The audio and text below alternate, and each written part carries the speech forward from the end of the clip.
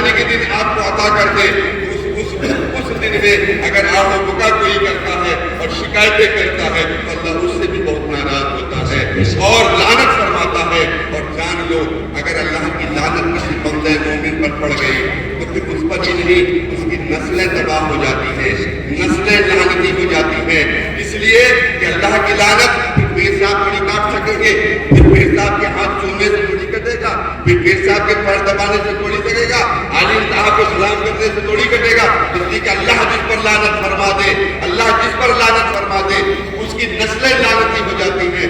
اور وہ لعنت کیا ہے؟ مثال کے طور پہ سمجھ لو، وہ دن خوشی کا آپ کے دن میں آپ کے بیٹے کی شادی کا دن آ گیا، یہ شادی کا دن آپ کے لیے خوشی کا دن ہے، مسرت کا دن ہے، شادمانی کا دن ہے۔ جس بچے کو آپ نے پالا بچپن سے پیدا ہوا پالا بڑا کیا، دل میں ارمان سے شادی کریں گے، خوشی کا اظہار ہوگا، احباب کو بلائیں گے، دعوتیں کریں گے، بڑی مسرتوں کی بہو گھر میں آئے گی، یہ خوشی کا دن کس نے دیا؟ اللہ نے دیا ہے، یہ میسر کرنا ہے، اللہ کی عطا پر آیا ہے۔ اس خوشی کے دن کو آپ اللہ کی نافرمانی میں ڈی جے بجا کر کے، آتش بازیاں کر کے، خرافات کر کے اللہ کی نافرمانی کر رہے ہیں، پھر اللہ ناراض ہوتا ہے اور آپ پر لعنت فرماتا ہے۔ لعنت کی وجہ یہ ہوتی ہے کہ بہو آنے کے بعد آپ کے گھر کی خوشحالی ختم ہو جاتی ہے، آپ کے گھر میں پریشانی کی شکل پیدا ہو جاتی ہے، مصیبتیں، بہو اپنی طرف پریشان، ساس اپنی طرف پریشان، سسر اپنی طرف پریشان، بہنیں اپنی طرف پریشان، بیٹیاں اپنی طرف پریشان۔ اس کی وجہ صرف یہ ہے کہ آپ اسلامک کیریکٹر اصولوں کو چھوڑ کر کے اپنی من مرضی کر رہے ہیں۔ دنیا کی ہر قوم من مرضی کر سکتی ہے لیکن آپ نہیں کر سکتے۔ آپ کو اسلام نے ہر طریقہ کار بتایا ہے، آپ کے اللہ کا شکر کریں کہ ہر زندگی کے ہر موڑ پہ آپ کی رہنمائی کی ہے، ہر موڑ پہ رہنمائی کی ہے۔ کسی بھی مذہب سے آپ پوچھ لیں اس کا طریقہ کار کیا ہے، قسم اللہ کی نہیں بتا پائے گا کہ ہمارے مذہب میں ہمارے زندگی گزارنے کا طریقہ کیا بتایا گیا ہے۔ لیکن آپ سے اگر پوچھا جائے تو آپ پیدا ہونے سے لے کے مرنے تک، پیر کے ناخن سے لے کے سر کے بال تک، آپ کو جہاں بھی ضرورت پڑے گی آپ اپنے مذہب کے ذریعے سے بتا سکیں گے میرا مذہب یہ بتا رہا ہے، میرا مذہب یہ کہہ رہا ہے، میرے مذہب کا طریقہ کار یہ ہے۔ اس لیے خدا کا شکر کرتے ہوئے اور آج کے وقت میں جسے اللہ کی دعا کا تو مولا جتنے بھی ہمارے یہ بچے فارغ ہوئے ہیں، جس شعبے میں فارغ ہوئے ہیں، اللہ تبارک و تعالیٰ ان کے علم میں برکت عطا فرمائے، رحمتیں نازل فرمائے، اس عمل پہ جو انہوں نے پڑھا ہے اللہ اس علم پر انہیں عمل کرنے کی توفیق عطا فرمائے، اور جو عمل کی توفیق اللہ کی جانب سے انہیں حاصل ہو اللہ اس میں خلوص کی نعمتیں عطا فرما دے، خلوص عطا فرما دے، اور خلوص کے ساتھ جو عمل ہو اللہ اس میں اپنی بارگاہ میں قبول فرما لے۔ مدرسے کے لیے جنہوں نے کتنے اسلامی سپاہی اسلامی رہنما اس قوم کو دے دیے ہیں، اس مذہب کی طرف بھی اپنی نگاہ محبت ڈالا کیجیے، اس مدرسے کی طرف بھی اپنی نگاہ محبت ڈالا کیجیے، اس مدرسے کو بھی اور پروقار بنانے کی کوشش کیجیے اور بلند کرنے کی کوشش کیجیے، اس لیے کہ دنیا آج مدرسے پر نگاہیں ٹیڑھی کر رہی ہے، لیکن اے غلام مصطفیٰ، نبی کے غلاموں سے جان لو، ایک بات جان لو، قسم میرے رب کی، چاہے اسلام کی کوئی کتنی بھی دشمنی کرے، اسلام کو کتنا بھی کوئی مٹانے کی کوشش کرے، ایک دن ایسا ہوگا کہ پوری دنیا اسلام کے جھنڈے کے سائے میں ہوگی، پوری دنیا کو اسلام قبول کرنا ہوگا، پوری دنیا کو اسلام ماننا ہوگا۔ اس لیے کہ آج اسلام کو مانتے تو نہیں، اسلام پر ایمان تو نہیں ہے، لیکن صاحب جو طریقہ کار، جو ہر اچھے قانون بنائے جاتے ہیں، جو اچھے نیم بنائے جاتے ہیں، جو اچھے نیکیوں کے راستے دیے جاتے ہیں، ان کو اگر کہیں سے آپ دیکھو گے تو اسلام نے پہلے ہونے کے بعد بیٹی بچاؤ بیٹی پڑھاؤ کا نعرہ ہے نا، بڑا شکر ہے پردھان منتری مودی جی کا کہ انہوں نے ہمارے نبی کو نعرے کو زندہ کر دیا، جس نعرے کو نبی نے اس وقت دیا تھا جب بیٹیوں کو زندہ گاڑا جاتا تھا۔ میرے نبی نے فرمایا تھا یہ بیٹیاں زندہ گاڑنے کے لیے نہیں، مارنے کے لیے نہیں، تو بیٹی کو بچانے کے لیے ہے، اس لیے کہ رحمت ہے، ان کو بچاؤ، ان کو پڑھاؤ، ان کو پڑھاؤ اور اس سب کے ساتھ ان کی شادیاں کر دو، اللہ تمہیں جنت میں تمہارا داخلہ فرما دے گا۔ میرے نبی کا وہ فرمان آج فالو ہو رہا ہے۔ اگر کوئی راشن دے رہا 5 کلو اور یہ کہہ رہا ہے کہ ہمارا قانون ہے، ارے صاحب بھول گئے، پڑھو اسلام کی فکری، فاروق اعظم سے پہلے دنیا میں کسی نے غریبوں کو راشن نہیں بانٹا تھا، فاروق اعظم نے راشن بانٹا تھا۔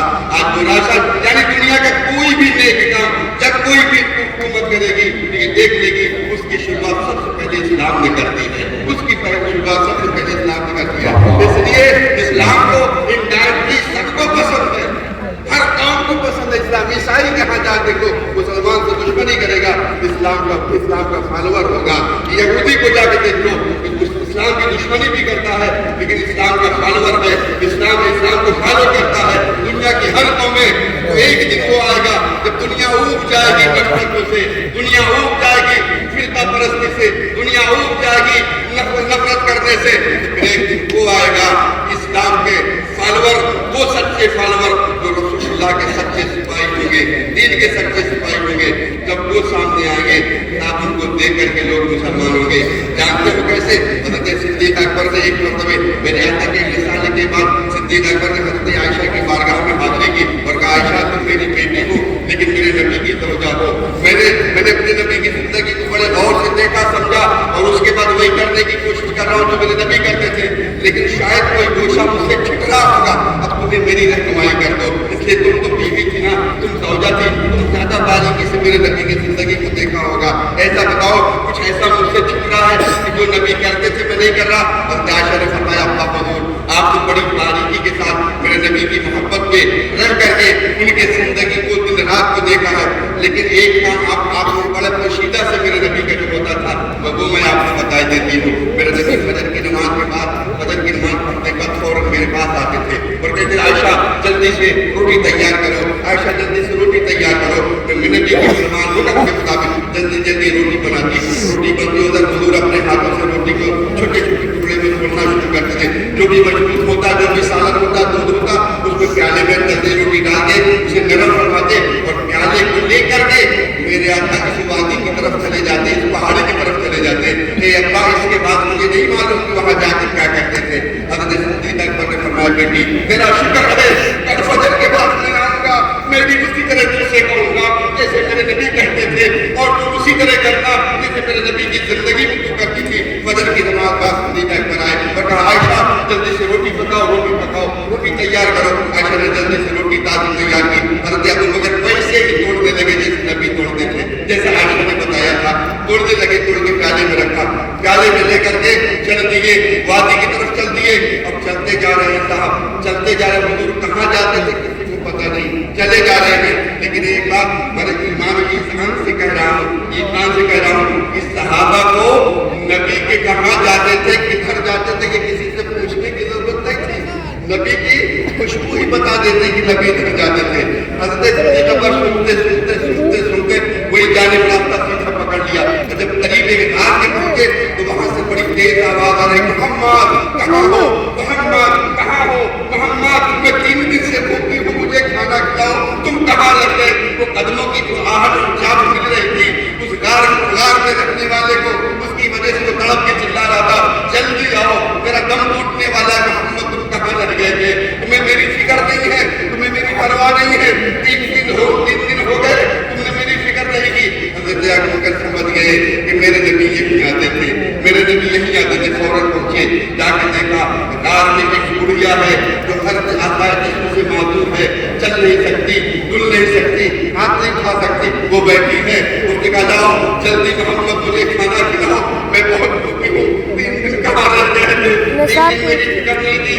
معلوم ہے نا تو تیرے علاوہ میرا کوئی مددگار نہیں, مجھے کوئی کھلانے والا نہیں. پھر بھی اتنی لاپرواہی. وہ بڑھیا چیخ رہی تھی, وہ ہاتھوں میں چیخ رہی تھی اور میرے نبی کو ڈانٹ رہی تھی کہ کیوں نہیں جلدی کیا. صدیق اکبر کی آنکھوں میں آنسو ہیں, لیکن دیکھا کہ میرے آقا کھانا کھلاتے تھے. صدیق اکبر نے لقمہ لیا اور لقمہ جیسے اس کے منہ میں لگایا, اس بوڑھی نے ہاتھ کو جھٹکا اور کہا آنے والے تو محمد نہیں ہے, تو محمد نہیں, یہ بتا تو کون ہے. میرا محمد کا حق ہے جس نے اتنے دن میری خدمت کی ہے, تو محمد نہیں ہے. صدیق اکبر حیرت میں ہو گئے. میں تو کھلا رہا تھا, کیسے پتا چل گیا, میں تو اپنا نام بھی نہیں بتایا, کیسے پتا چل گیا. اس نے صدیق اکبر نے کہا ہاں بھائی یہ میری ماں, میں محمد نہیں ہوں, محمد کا غلام ہوں. میں وہ محمد کی وہ ادائیں جو کیا کرتے تھے اسے پتا کر کے میں تمہارے پاس آیا ہوں کہ تمہیں کھانا کھلانا چاہیے. میرے آقا کھانا کھلاتے تھے, لیکن تمہیں کیسے معلوم ہو گیا کہ میں محمد نہیں ہوں. کہا تیرے کھلانے کے انداز سے معلوم ہو گیا. جانتا ہے میری کمزوری دیکھ لے، نقاہت دیکھ لے، اس انداز میں تم کھلا رہا، مجھے تکلیف ہو گئی، میرے ہونٹوں میں میرے منہ کو تکلیف ہو گئی۔ جانتا ہے محمد کیسے کھلاتے تھے مجھ کو؟ محمد لقمے کو اپنے منہ میں ڈالتے تھے، چباتے تھے، نرم کرنے کے بعد اپنی زبان سے میری زبان میں ڈال دیا کرتے تھے، میں اسے نگل جاتی تھی۔ اور تو اس طرح کھوج رہا ہے، اس سے مجھے تکلیف ہو رہی ہے، اس لیے میں سمجھ گئی کہ تو وہ نہیں ہے جو محمد نہیں ہے۔ محمد کا انداز بھی نرالا تھا۔ اس کے بعد حضرت صدیقہ نے فرمایا کہ ہاں ماہی میرے آقا مصطفیٰ جان رحمت رحمت فرما گئے، اس دنیا دار فانی کو چھوڑ گئے، 3 دن ہو گئے، تیسرے دن میں نے پتہ لگا کہ آپ کے پاس آیا ہوں۔ اتنا کہنے کے بعد اس نے کہا کہ ابو بکر، اے میرے محمد کے ساتھی ابو بکر سن لے، میں مسلمان نہیں ہوں، میں یہودن ہوں، یہودن، اور محمد آج تک میری خدمت کرتے رہے اور بغیر عذر کے، بغیر کسی لالچ میں میری خدمت کرتے رہے، اور میں اس انداز سے سمجھ گئی تھی کہ یہ کام کسی نبی کا بھی ہو سکتا ہے، یہ کام کسی رسول کا ہو سکتا ہے، لیکن محمد نے مجھے نہیں بتایا کہ میں نبی ہوں، محمد نے نہیں بتایا کہ میں رسول ہوں۔ لیکن اب وہ چلے گئے، میرا محسن چلا گیا، تب اس دنیا میں رہنے کا فائدہ کیا؟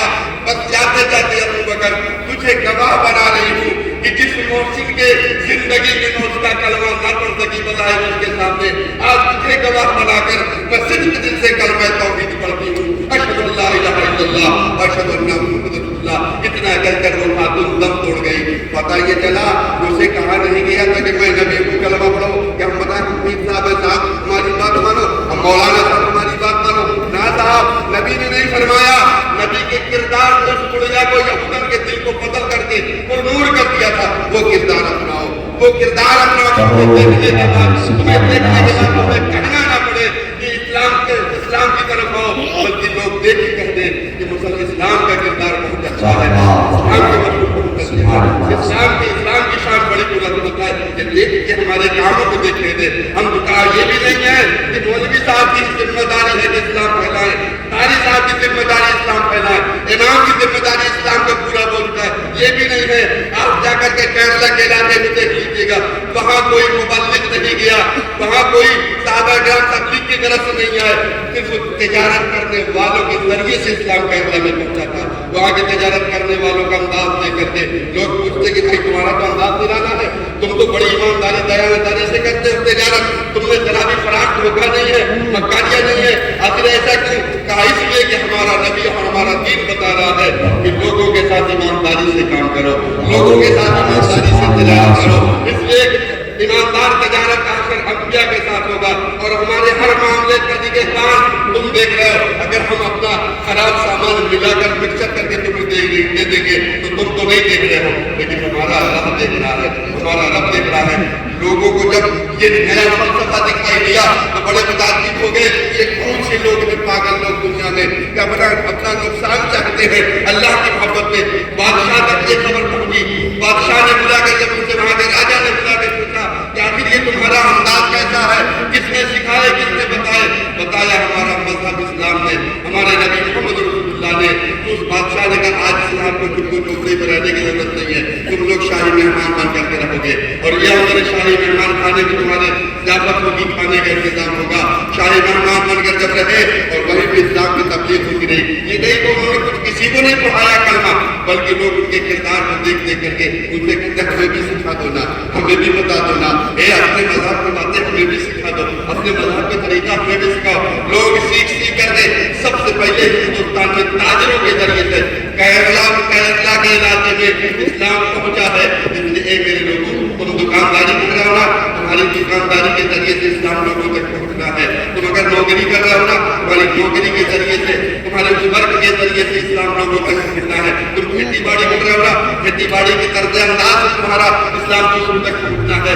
تم اگر طالب علمی کے دور میں ہو، تمہارا طالب علمی کے دور کا تمہارا بہترین کیریکٹر دیکھ کر دے کہ تم چلتے ہو تو نگاہیں جھکی رہتی ہیں، تم ادھر ادھر جھانکتے نہیں ہو، زبان سے خرافات نہیں بنتے ہو، فحش باتیں نہیں کرتے ہو۔ جب لوگ دیکھیں گے تو تمہارا تمہیں آئیڈیل اپنے بچوں کو بنا دے، فلاں کو دیکھ، اس کی زندگی کو اپنا لے۔ اس طریقے سے اسلام لوگوں کے دلوں میں پھر کرتا ہے۔ ہم سب کو صحیح معنوں میں اسلام کے اصولوں پر قربان ہونے کی توفیق عطا فرما دے، اسلام کے دامن میں ہماری زندگی گزارنے کی توفیق عطا فرما دے، اور پوری زندگی اسلام کے سائے میں ہماری گزرے اور آخرت ایمان پر ہمارا خاتمہ ہو۔ آمین ثم آمین و ما لنا الا